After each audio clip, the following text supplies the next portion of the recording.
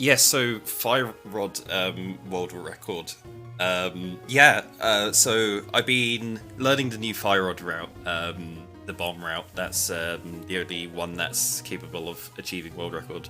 Yeah, but um, and yeah, I'd been spending like a week just like doing quite a few runs. I'd only done like you can see um, on my timer just at the top here. I've completed 4 runs out of 40 attempts, so I've not had that many attempts, but you can see that the rate of actually finishing runs is incredibly low in this category. So it's kind of just, you gotta grind it out. So I wasn't expecting to like get a good run yet. Up to this point, pretty much every run I'd done had massive mistakes. There was I'd not managed to get Gyorg manipulation all the way through first try yet, and I hadn't been able to get good RNG on Octo. I haven't got 0 ink ever, at least in the last week of me going for attempts. And there's a little bit of RNG involved in the Vati fight. One of the previous runs I did got really bad RNG, but generally it's been okay. So the the God run in this is a run that doesn't lose more than like 10-15 seconds per split. And yeah, it gets Gyorg manipulation, gets 0 ink Octo, and gets a decent Vati fight. Like that's what you want to get with all round good execution throughout. And that is what I managed to get the other night. I was doing some offline attempts and just recorded this. So let's give this a watch.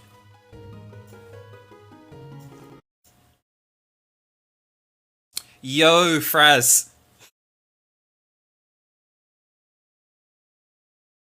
Fraz, thanks for the sub. Is it lagging? Oh my god, this is lagging so much. Right, let's lower that. Okay. Okay, right now it's running fine. Never mind. Pesos money. Thanks. You may be wondering why I've not been playing Dota for the last week during the new patch. I've been grinding this speedrun, and I believe it's paid off. I should be more free in the future now.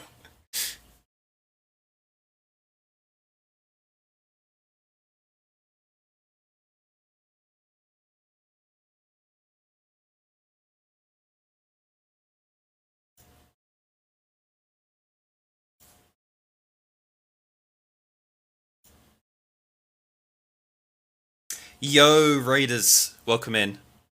You're in for a treat. We've got a world record run done offline a couple days ago. It's the first time showing it on stream. You caught Firerod right at the beginning. I'm assuming many of you know nothing about the Firerod run. And maybe not even that much about Minish Cap, but basically Minish Cap's just a standard 2D Zelda game. But the developers, when developers make games, they use developer tools that make things easier to test, like being able to copy and paste tiles around to be able to move walls and stuff to test things out. Um, and they accidentally left over some bugged items like that aren't accessible in the game through regular means. But if you change your item value to a certain value, you get a sprite that has a fire rod, which was an unused item, and it has the effect of this developer tool, which lets you just copy and paste tiles and walk through walls. And we decided, what if we put it in that chest at the beginning of the game, and then we try and beat the game as fast as possible. And this is this is the category called Fire Rod Percent, where we try and do that. And you can see we're doing a lot of unintended stuff here. We're immediately breaking out through all of the walls.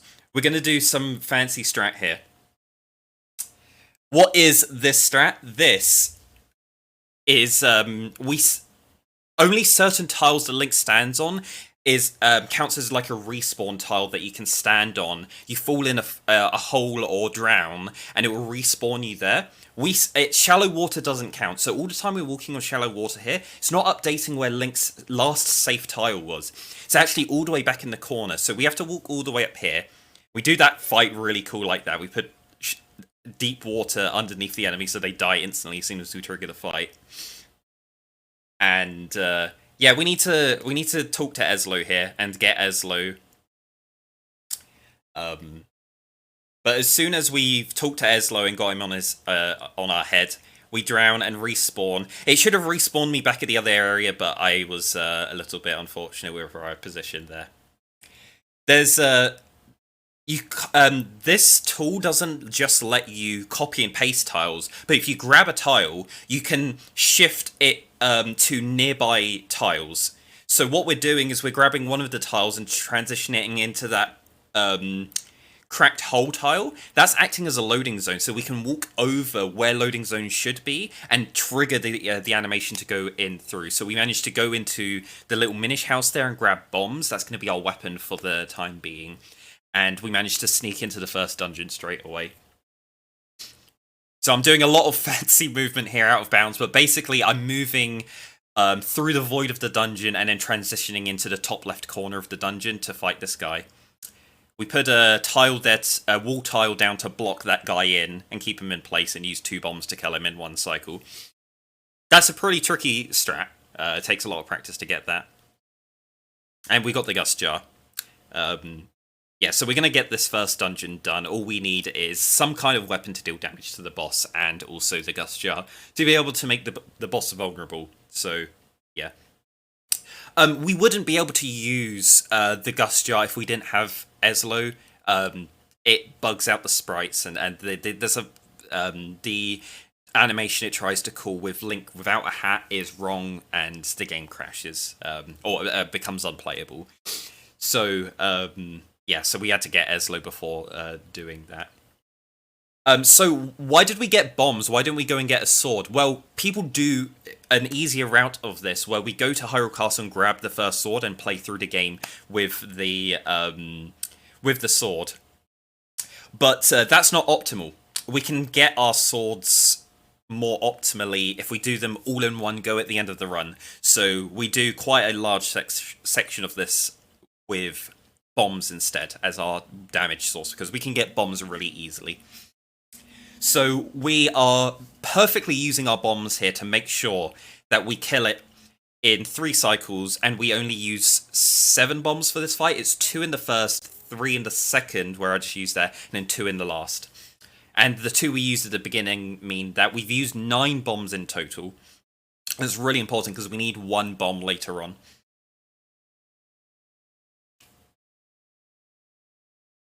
And yeah, it's all about perfectly manipulating where the green shoes are going to be, waiting for it to wobble down, and then timing when you're going to place the bombs so that they explode on time. And that's the first dungeon down. The run I'm comparing against is pretty bad in the early sections. So it says that like I'm ahead right now, there's some green things, but if you look at my golds, I'm losing a lot of time over gold, so it's not perfect what I'm doing right here. I'm making little mistakes, but it's not too bad. It's way better than my previous best. There's a really cool strat that we're going to do here. So areas of the game keep all of their rooms on the same map, nicely connected. All of the Minish houses across the whole game are all connected together, which means you can go from Festari to Malari, who's up in the mountains, all on the complete other side of the map, and we just traversed a huge section of the map in that short period of time right there. This is one of the brand new additions to this route that we've decided to add in the last month or so. We're doing some out-of-bounds movement here. It's a little bit complex. That was a little bit sloppy from me, but we want to get into this Minish hole there, so we're going to turn small by entering that hole, and now we're small and we didn't need to go through the shrinking animation to do so. We're going to come into this cave, and we're going to do a couple of screen transitions right in these Minish holes, because we need to get the bow. The bow is an item that we absolutely need to be able to beat Vati. to get the bow, we need to do a fight here where we kill these guys, and I did the strat that I did there is pixel perfect. You have to get exactly the right pixel, otherwise you spawn these guys in too early and you can't kill them all in one bomb explosion like that. But that's a really sick strat, really happy with that. And I got the pixel my first try of like standing in the right spot. I nailed the pixel instantly, so I just went straight away. And yeah, we get a Redkin stone there because that's going to be important for later as well. But so yeah, we used our one bomb there to get the bow, and now we've got 30 arrows. One of the previous routes had us get the an upgraded bomb bag, and upgrade from 10 to 30 bombs, and then we would use the 30 bomb bag. But we decided, well, if we have to get the bow to be able to beat Vati at the end of the game as the final boss, then we should just use it to kill this boss in here. So here we're doing some out of bounds movement in this dungeon. But in this room, we tile cycle to lava tiles and then use those to paste those around. I made a slight mistake there. I put the lava tile in the wrong spot, but I lost a fraction of a second. And here we just copy loading zone tiles and then paste them over the doorway so we don't need to get small keys. And then, yeah, just making use of how the dungeon's connected together to just walk directly to the boss and skip most of the movement. All of these dungeons were basically just rushing directly to the dungeon item and then rushing directly to the boss, whichever the fastest way. This boss is pretty tricky. The timings are really tight on this. So we're going to use the bow to damage him. You have more time to do damage if Gyorg's facing down, so we really needed to make sure that he was facing down at the beginning there. And we fire 8 arrows in this cycle. In the second cycle, we're going to fire another 8 arrows, and then in the last cycle, we only need to fire 5. But we have the same amount of time each time, so the first 2 cycles are pretty tight in timing-wise, and then the last cycle is really easy. Want to position Link at the bottom to make sure that Gyorg starts, like, is going to be pointing his head down. Because if his head's not pointing down, then it's going to be much harder to get this cycle perfectly. We have to perfectly time our button presses as part of Link's animation. We just watch the animation, and every time it hits the same point, then we fire the arrow again. If you're ever so slightly too early, then you don't fire the arrow. And if you're too late on too many of them, then you don't have enough time. So the timing can be pretty tight on this. But yeah, mostly this fight is sort of an auto-scroller. We just need to sit around and wait for a while. Nothing too exciting going on. So hearts do drop from the fire, and we do want to avoid having to pick those up, because the first time we pick up an item in this in a speedrun, we get a text box that pops up and says, you've collected this item for the first time, and that's slow, so we don't want to grab hearts that way. We're going to grab heart containers instead that are awarded from beating the boss at the end. So all of this has been pretty okay. Honestly, this was just me playing okay. Oh, this was actually a gold. Wow, that was a gold by 2.2 seconds. So we're like 23 seconds ahead of my previous best run. But my previous best run had a really bad early game, so I knew that I could... Like, this wasn't an exceptional run yet, this was just good. So we do want to do this dungeon relatively quickly because it lets us get a sword for free. We get the green sword just for beating that boss and coming here.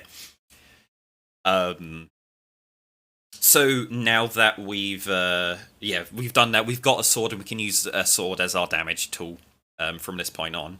Now we've only got 9 arrows because we had to use 8, and 5. That's 21 in total. To kill Gyorg. So we've got 9 right now. We're going to need at minimum 12 to be able to beat the final boss. So we're going to need to grab another arrow supply at another point. Here we're going to do a pretty cool strat here. We're going to grab the wall and super slide down the mountain a little bit until we see Link's shadow, and then do a screen transition here to get down the mountain super fast, and then we're going to do a transition to wrap around and touch the other side of the screen with that.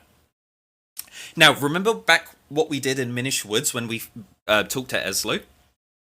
We set Link's tile at a specific point and wanted to respawn back at that point. We're going to do exactly the same thing here. We're going to drown, triggering the hurdy-gurdy cutscene, and position ourselves right next to this loading zone.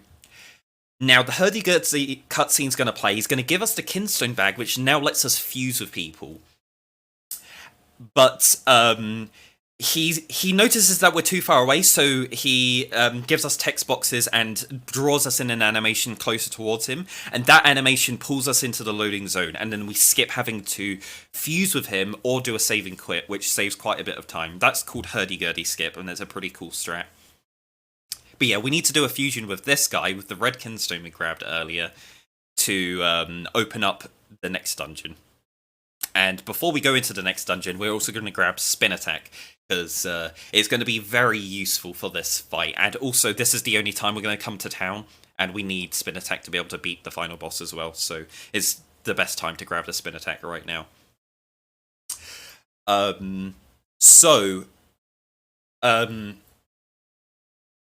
After my previous PB, I discovered a couple of new strats which save a little bit of time. It's about 12 seconds, and a little bit later it's going to be a couple of seconds.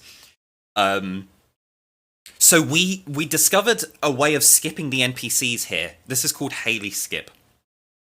We're not doing it right now, but before, we used to have to talk to the NPCs and make the girl there that was blocking the staircase. We had to move her out of the way because she would softlock us before.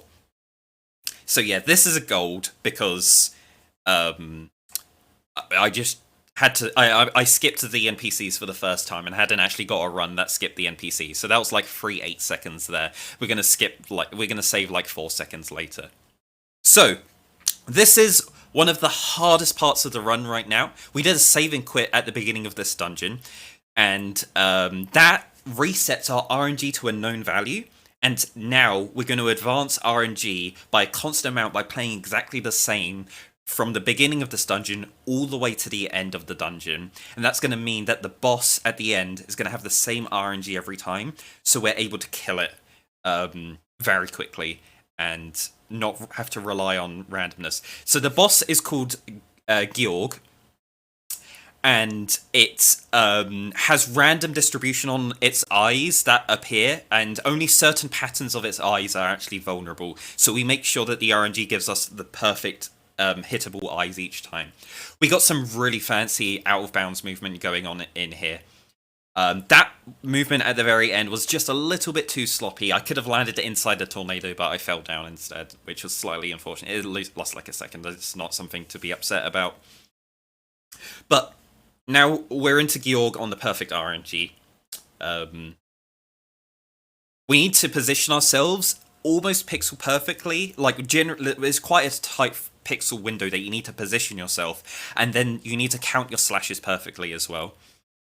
There's also a lot of reacting to where the blue Gyorg is, because the blue Gyorg isn't determined by RNG, it's determined by the exact timing. Every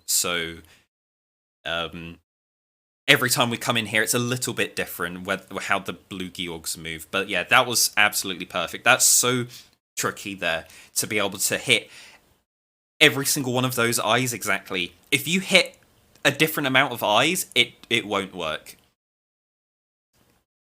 Like, if you slash and only hit 3 instead of 4 eyes, it's not going to work. And here, we need to hit at exactly 6. So we're falling off there intentionally to position Link perfectly in the middle of the fight. So it makes the lining up and position easier, so we only need to move up and down. And yeah, that is the end of the minute. I missed the slash at the end there, but that was the fight. And I just want to... Oh... Okay, I've got my webcam underneath my current webcam. I had the webcam on as I was recording this, and I just started, like, fist pumping.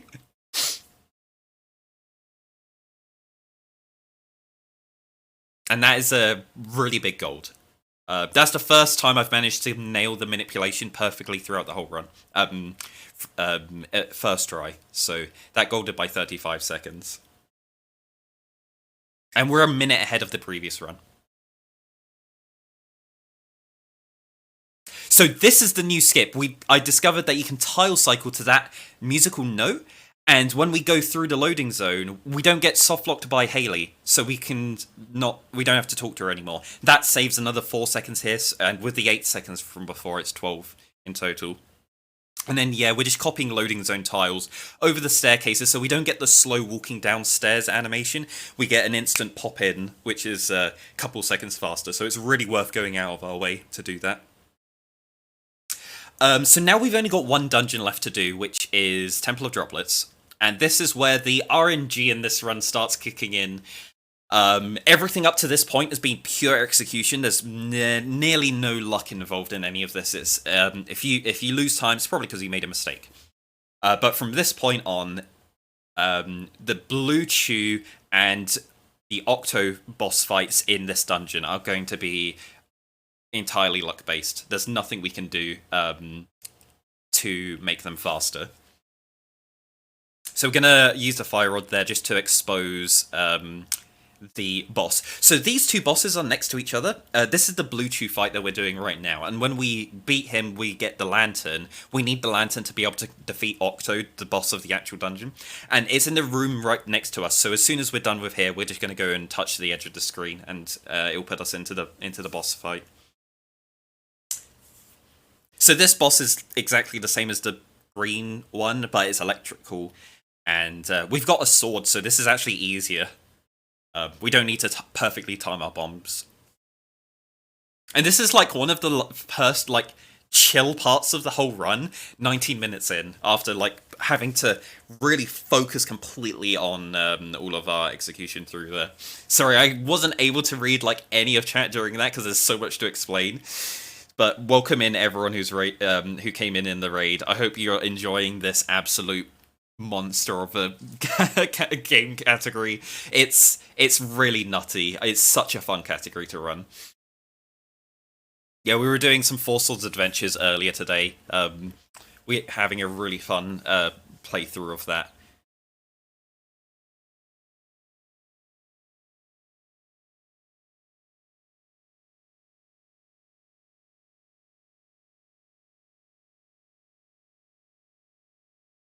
Yeah, you remember? Yeah, so Fraz is my cousin, and we played Four Swords Adventures on the GameCube 2-player. We played it quite a bit, like when we were younger. And yeah, we're doing a 4-player like playthrough of it at the moment on with an emulator. It's yeah.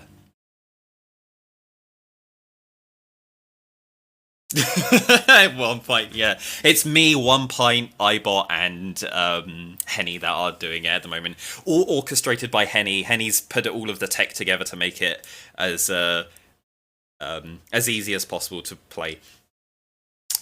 Yeah, so we're doing the Octo fight right now.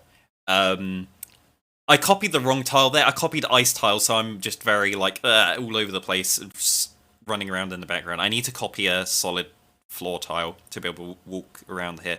But yeah, I'm going behind this area because when Octo sucks up like that, she can't suck us up. So we can use this as like a barrier to be able to knock all of the things back and make this fight easy and fast.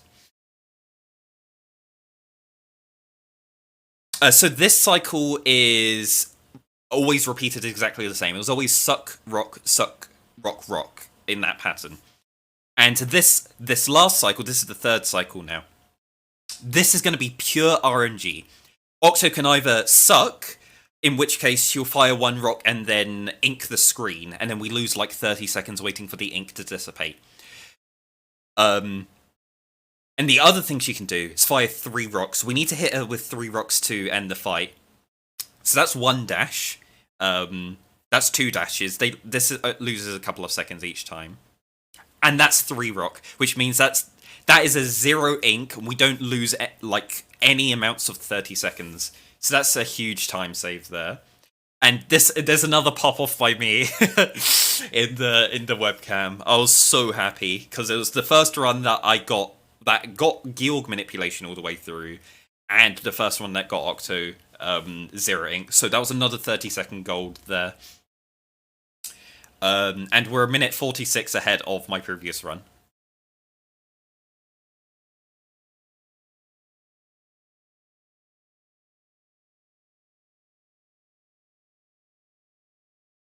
So yeah, that's all of the dungeons done. We've collected the 4 elements that are needed to be able to open the final boss, so we can just go in there and beat it straight away.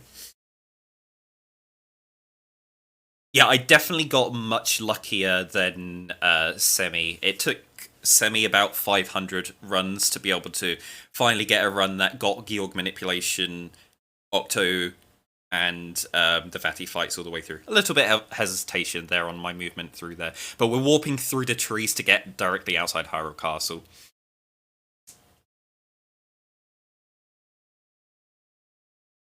Yeah, it took Semi did it this time last year. It took them like 2.5 to 3 months of grinding to get a decent time. It was their 33:20, which was world record before this, about a year ago. Cries in 10,000 hours in Dota, yeah.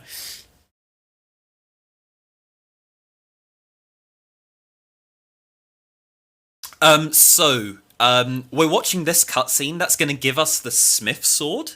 Why do we need the Smith Sword if we've already got the Green Sword, which is more powerful?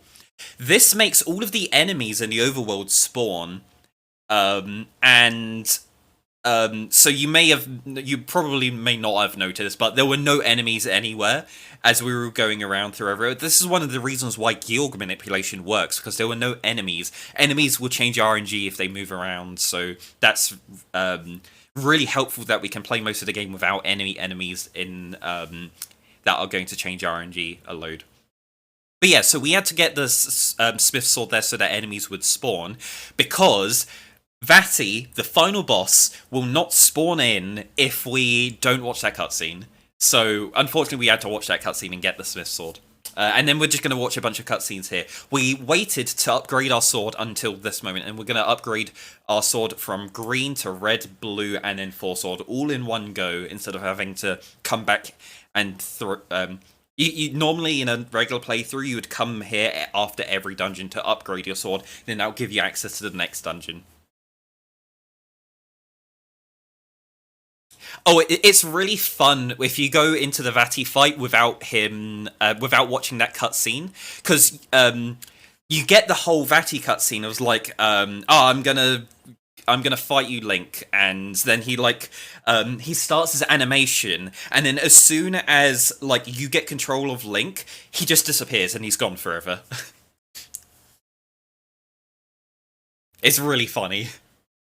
And unfortunately, we need to defeat him in Phase 1 to be able to spawn Vati 2. The only way to get into Vati 2 is by killing him, and then the only way to get into Vati 3 is by killing Vati 2 and then going to the trigger for it. So we have to fight all of them, all stages of the Vati fights, one after the other.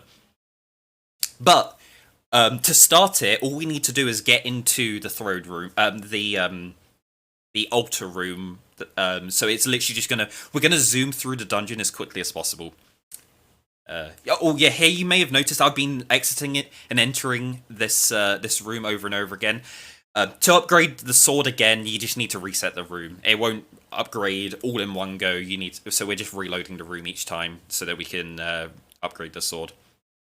There's also a big trigger, Eslo trigger at the bottom of the screen, which doesn't let us pass. So we're having to do some weird out of bounds movement right here, but it's yeah. Shoutouts to PK and Toads for figuring that out.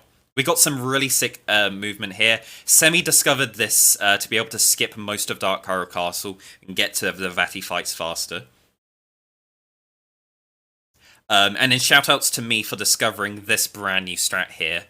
So we're going to get up into this Dark Nut room. We don't need to fight the Dark Nuts, and we just tie on cycle like that and go straight into the fight. And then, yeah, that's another gold. That was like 9 seconds because of the new strat and also really good movement overall. So that was like a really good gold, actually. Yeah, so now it's the Vati fights. This is another RNG section. This boss is going to teleport around the room randomly, and we want to minimize the amount of teleports. We can't control the teleports, it's determined by RNG. So we're just hoping for the best. I had a bad menu there. I was supposed to equip sword on A. I did it on the wrong button, so I had to pause again. So we had one cycle down. That's second cycle down. It's going to be third cycle here, where we're just slashing the eyes as they spin around. I was bad with how I slashed the eyes here. Very important, we had to grab an arrow supply there, so we got enough arrows for the next boss. The fourth cycle, we used the Gusture on his body to suck up the purple energy. And yeah, now he's going to teleport around, and we just go up to him every time he teleports to try and slash him. There we go. And that was that was the fourth cycle. Now it's on to the fifth cycle. And I got really fortunate there that we managed to hit him before the teleports happened. Yeah. So that's the first boss done. Lost, what is that? 13 seconds, which is generally pretty good. It was way better than my previous run. So this is Vati 2. This is where we need the arrows. And yeah, we paced the clone tiles around to make it really easy to fight him. He was really unlucky there. He has a 1 in 4 chance of doing that attack. I don't know the exact odds, but he has 4 different actions he can do, and he chose to do that aimed electricity, which is just really unfortunate. So I lost a little bit of time, but it was fine. Now this is the second cycle. We're going to create clones again. And do a spin attack on him to kill that cycle. Now it's the third cycle. He's going to move around pretty quickly here. But luckily, he did an action straight away to keep him in place. So we could just hit him whilst he's standing still. Because if he's moving around like this, it's really hard to hit him. And that was perfect RNG from this guy. He didn't do any attacks like electricity at the end there. Just let us go up and hit him straight away. That was amazing. Yeah, 3 seconds off of gold. That was an incredibly good Vati 2. I'm really happy with that one. So yeah, it's been generally very nice RNG from all of the fights. So this is, yeah, like I absolutely know this is world record by a huge amount at this point, and it's just I cannot choke this final fight. That is a brand new time save that we discovered there. We don't need to save Zelda and watch a bunch of cutscenes before this fight. We can just do out of bounds movement and walk all the way to the trigger for this fight. Insanely fast arm, really good RNG from him. I tried blocking the electricity with the pedestal, the Minish portal. You can block it, but it didn't work for me that time. We use the entrance tile to lock that guy in place to make him really easy to hit. Normally he's running around all over the room and it's really awkward to hit, but with the Firerod we can make this fight super easy. So that was, yeah, first cycle. We got a good arm, and we got a fast arm, which is like perfect. That was a little bit slow on that arm, but that's fine.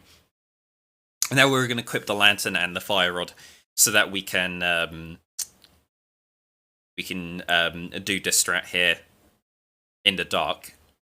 And it's exactly the same as the previous one. We just paste over to lock it in place.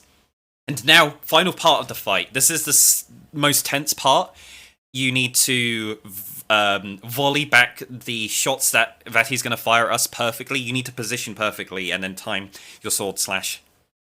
And any one of the... Like, if you mess up any of these, it's going to cost like 15 seconds. I accidentally rolled into the heart there and got the heart text box, which is a little bit unfortunate. That just lost like a second or two. But I didn't need any health because I'm pretty good on health and I wasn't going to take any more damage in this point. But that was 2 hits, and now the third hit's going to come up, and then it will be time. So that's just gone 3:20 there. Sorry, 32 minutes. And that's a 32:05. It's a new world record by 1 minute and 15 seconds. And that was such a absolutely fat PB by 2 minutes 22 seconds. Yeah. I didn't expect I was going to get such a good and lucky run this quickly. I was expecting to have to grind as much as Semi did, like for quite a few weeks of just um, doing runs that, if they failed the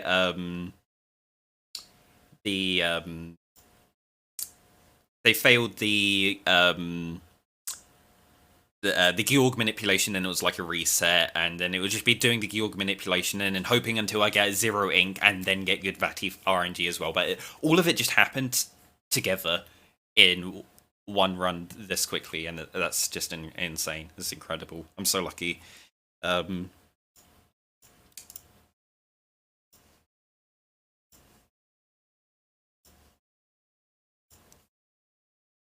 But yeah, that's I don't feel the need to have to run this again until more time saves are discovered. I have been figuring out more time saves. Literally, this is the first run I've done since discovering that we can do Haley skip. That yeah, so that's a 12-second time save. That's pretty decent. I am happy with this time for now. Did I PB? Let's just leave it here. I got world record. I smashed world record. I got a new PB by 2 minutes 22 seconds. I believe that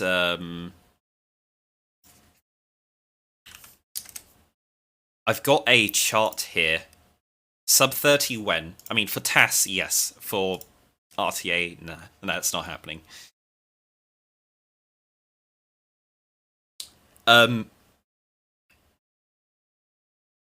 So, this is splits.io. This is a website that people upload their splits to. So you can see what all of my splits are here. And the split file that I uploaded shows my history of running this category.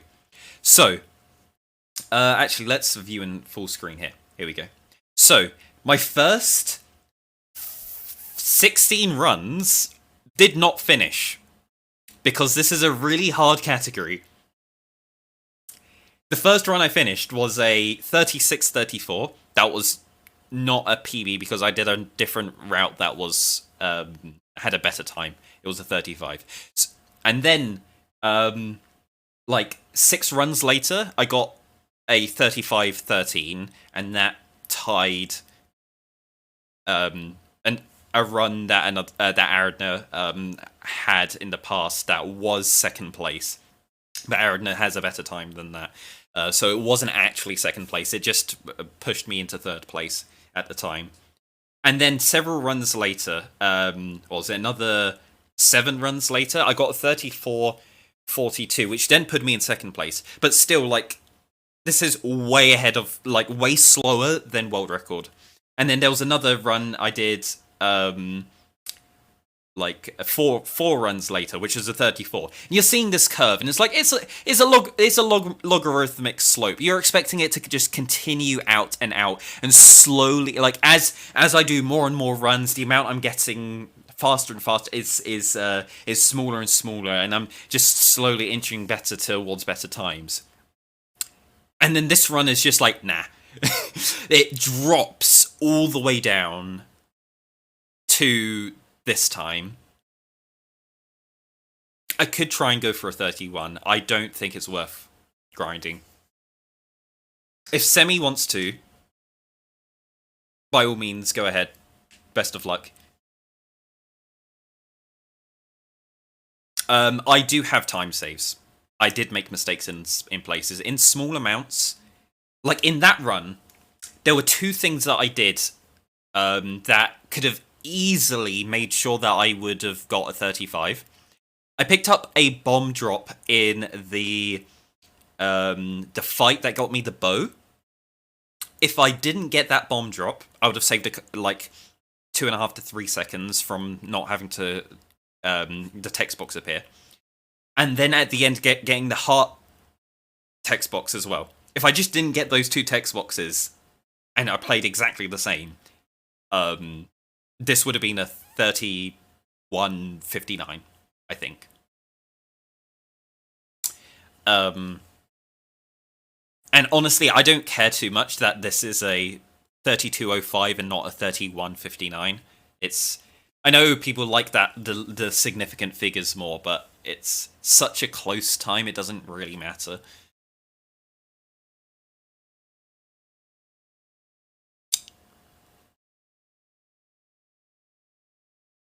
But yeah,